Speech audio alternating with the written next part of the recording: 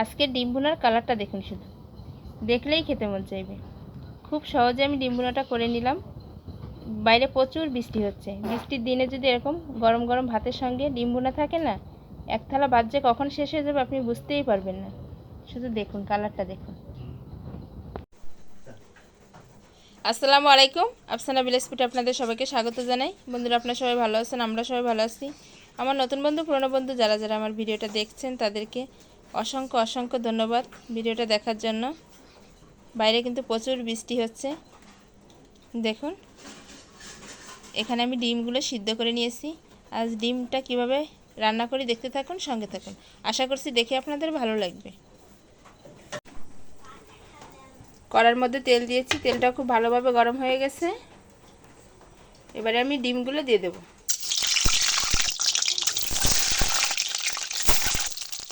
সামান্য একটু হলুদ, সামান্য একটু লবণ।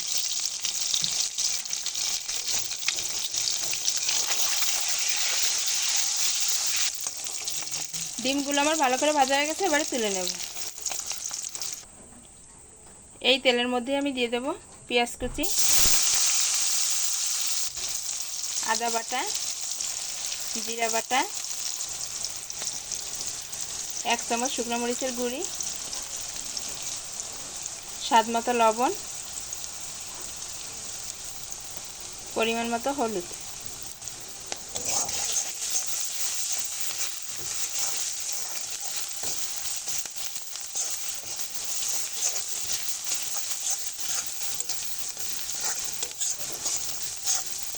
মশলাটা আমার ভালো করে ভাজা হয়ে গেছে।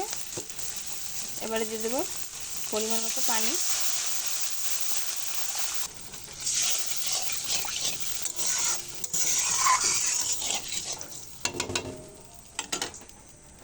এবারে ডিমগুলো দিয়ে দেব।